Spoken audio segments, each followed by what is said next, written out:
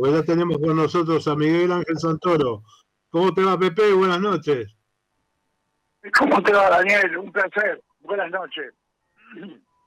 Te saluda Emiliano Penela. Hola, Pepe, ¿cómo estás? Buenas noches. Gracias por atendernos.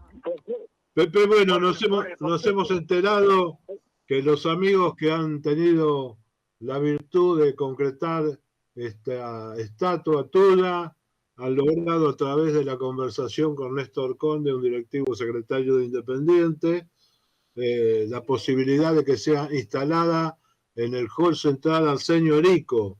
Seguramente ya te han dado información al respecto y queremos saber cómo te sentís al respecto. ¿Cómo me puedo sentir? Orgulloso, contento, feliz. Y bueno, yo pienso que el sacrificio que uno hace todos los días es coronado por el hincha y en ese sentido uno se siente muy contento.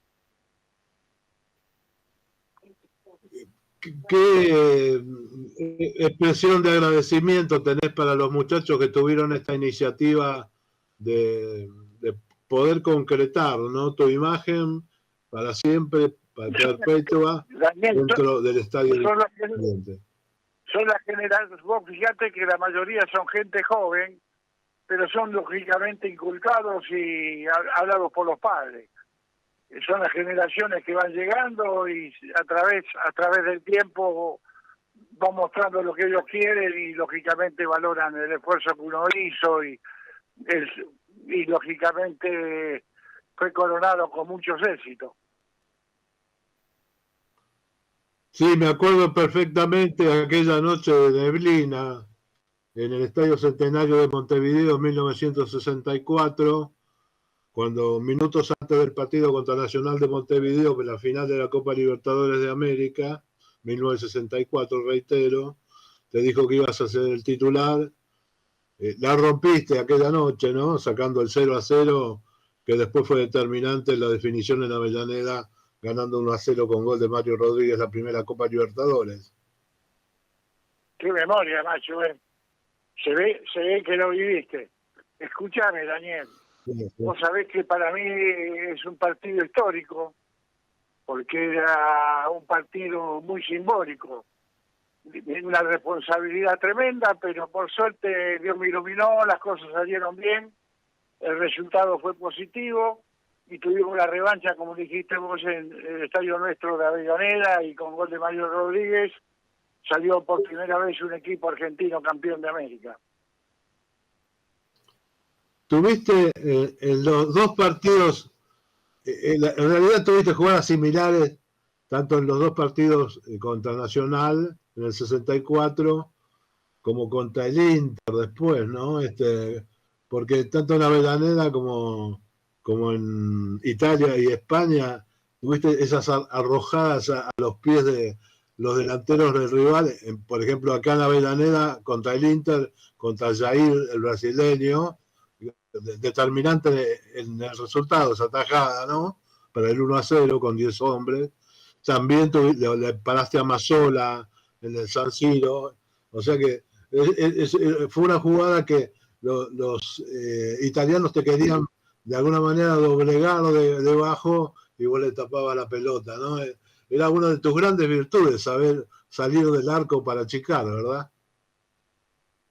Y son dentro de las cualidades que uno va adquiriendo y va aprendiendo a través del funcionamiento del puesto. Por suerte también, sí, me acuerdo muy bien, el negro Roland se lastimó, y tuvimos que jugar con 10, un equipo de gran envergadura, yo pienso que de lo mejor que había mundialmente, era un popurrí de muchos países, pero por suerte se nos dio bien, y fuimos en un tercer partido que desgraciadamente no se nos dio, pero Independiente ahí tenía que haber sido campeón del mundo. Un gol anulado, mal anulado, el penal que no le dieron a Savoy cuando le agarraron de la camiseta, y el gol de ellos tenía como 3 metros en los aires. Bueno, pero son cosas del fútbol. También, viste, ellos tenían más experiencia internacional, los dirigentes, ¿no? Se movieron mejor y obviamente eso influyó en el resultado. Me acuerdo, y ahora ya le paso a Emiliano, un partido súper extraordinario tuyo, cancha de Vélez Sarsfield, 1965, donde si el partido duró 90 minutos, 89 minutos los de Vélez estuvieron disparando contra el arco de Santoro, contra el arco de Independiente, y en un solo contraataque quedó Mario Rodríguez solo frente al arco, venciendo al guardaballa de Vélez, e Independiente ganó 1-0. El gráfico te puso 10 puntos, ¿no? En ese partido, que de todos los que yo vi, que atajaste un montón siempre, por supuesto, no tenía tanta trascendencia, ¿verdad? ¿No? Pero me parece que fue la actuación más espectacular de la historia tuya y de muchos arqueros, ¿no? Para que los chicos comprendan, 10 en ese partido, 10 atajadas a lo Dibu Martínez, ¿no? Estuvo Santoro en ese partido. Y bueno, los de Vélez finalmente terminan aplaudiendo a Santoro cuando gana 1-0 Independiente, en un partido que habían dominado absolutamente por completo a Independiente, ganando 1-0 Independiente con un gol de contraataque. Los de Vélez terminaron aplaudiendo a Santoro cuando se retiraba del campo de juego, ¿no? De la Amalfitani. Sí, lo tengo muy presente. Cuando yo me retiraba estaba en el otro arco y todo el camino que hice para el vestuario, la gente de Vélez como de Independiente lo ovacionaron, que para mí lógicamente es un recuerdo inolvidable, muy lindo. Emiliano. Sí, Pepe, ya que estamos recordando esas primeras Libertadores, que también la semana pasada las charlábamos con Juan Carlos Guzmán, recién Daniel hablaba un poco de la mística copera, ¿no? Y de esa cosa de cómo se transmite o cómo se le hace entender a alguien que no la haya vivido, qué significa la mística copera. Vos que la viviste de adentro y tenés historia en eso, ¿cómo describirías la mística copera de Independiente? La mística copera va resultando a través de los resultados y el trabajo que hace en la semana. Hay un trabajo muy fundamental de los dos que nos guiaban a nosotros, que era González García y don Manuel Yúnice. Uno entraba a la cancha con una mentalidad muy ganadora, muy positiva, y lógicamente uno al lado del otro se iba transmitiendo. Y bueno, se hizo un equipo muy compacto, muy positivo, muy ganador, y era un equipo muy difícil de vencer, porque estaba muy bien estructurado. En esa época, vos que lo nombraste a González García, trabajaban mucho en lo físico. ¿Había algo de diferente que Independiente hacía respecto de los otros equipos? No solamente trabajaba en lo físico, sino en lo humano. Y charlaba mucho con nosotros. Charlaba mucho con el jugador, trataba de llegar, inculcaba todo para bien.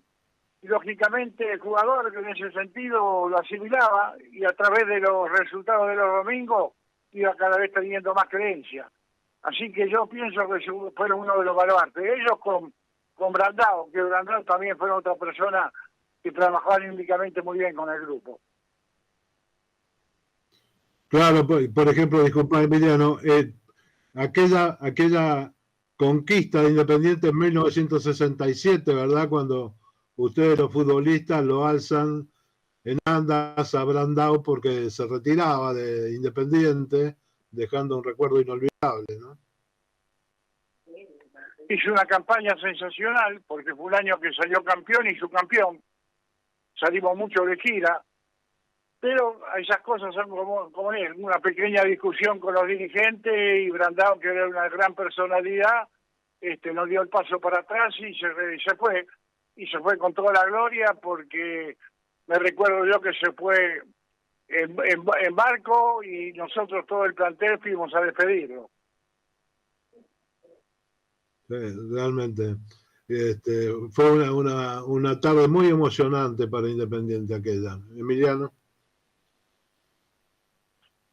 Sí, volviendo a esto, ¿no? De la mística y de lo que vos decís, bueno, ganando empezás quizás parecido a lo que siempre dice el Chivo Pavoni, ganando a la larga jugás bien. ¿Pasaba eso? ¿Este Independiente apuntaba a lo físico, a lo anímico, a ganar y a desde la solidez volverse un equipo invencible, como vos decías? Invencibles no eran, porque éramos todos vulnerables y éramos todos seres humanos. No, a veces nos tocaba perder, pero la mayoría de las veces triunfábamos. Y lógicamente el triunfo te da tranquilidad, te da para poder trabajar, para poder corregir, y el estado de ánimo es muy fundamental. Eso era lo más positivo. Además era un gran grupo humano, que aparte de ser compañeros éramos amigos. Vos sabés que el fútbol necesita no solamente de 11, sino de varios, y bueno, esa unión se veía reflejado dentro del campo de juego.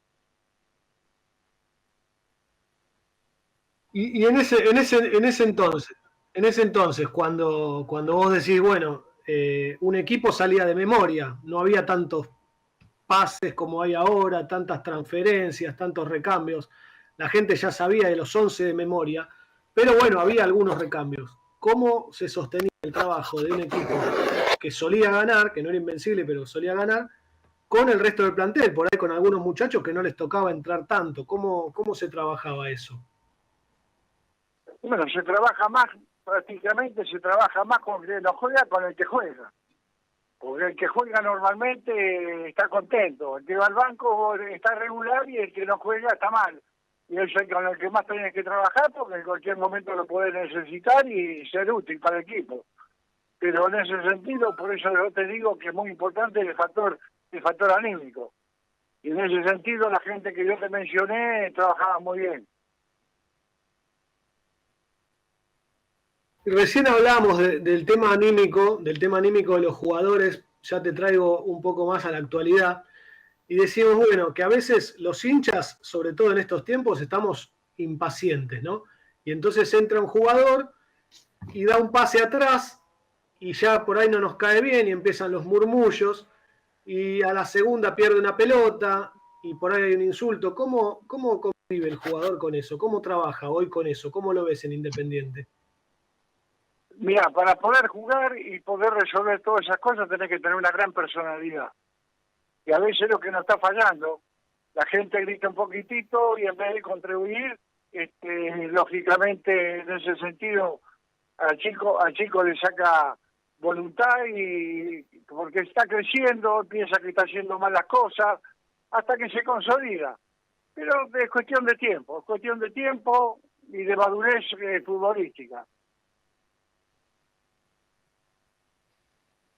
Pero eso se trabaja anímicamente con el juvenil, por ejemplo, se le dice, bueno, no te preocupes, la próxima agarrala, encará de nuevo, o cómo se le transmite eso. Bueno, y pensando también en vos que sos un formador de arquero, ¿no? Porque el arquero se equivoca, la va a buscar adentro.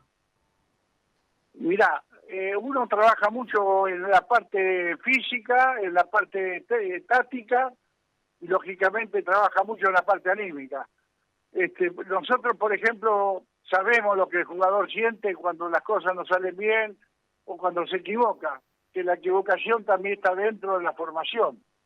Pero en ese sentido hay que trabajar mucho y lógicamente conocer sus interiores, saber sus problemas.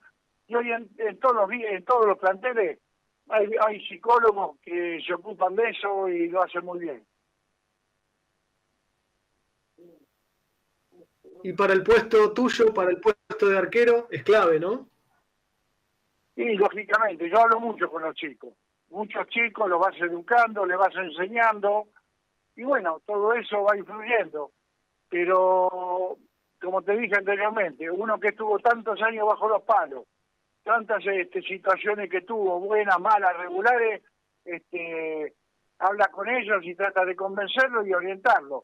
Y eso en ese sentido es muy plausible que los chicos te escuchen y lógicamente asimilen lo que uno le va diciendo. Ahora, por ejemplo, sí. No, te quería hacer una pregunta puntual ahora porque, por ejemplo, otro chico surgido de Independiente, Mateo Morro, va a ir a la selección nuevamente como sparring, ya había estado en el Mundial. ¿Qué futuro le ves a ese chico? Ya está viajando y lógicamente para nosotros, los que trabajan, los que van triunfando, es una alegría grande, enorme. Y bueno, es el resultado del trabajo que uno viene realizando. Bien, Pepe, te agradecemos muchísimo. ¿Hay alguna fecha prevista para la inauguración del monumento de la estatua? Todavía no, pero va a serlo normalmente antes de empezar el campeonato, después del receso, cuando juega la selección. Bueno, perfecto, perfecto. Te lo mereces. Es un hecho histórico para Independiente que uno de sus más grandes ídolos también tenga otra representación dentro del estadio Libertadores de América, Ricardo Enrique Bocchini, un estadio que también tiene la tribuna Miguel Ángel Santoro, la tribuna Ricardo Elvio Pavoni, y bueno, y seguramente la comisión directiva en algún momento volverá a instalar los mismos nombres que estaban en los distintos sectores de los viejos héroes, ¿no? Donde estaba la doble visera de cemento en su momento. Pepe, lo que quieras agregar para todos los oyentes Independientes que eran campeón, por favor.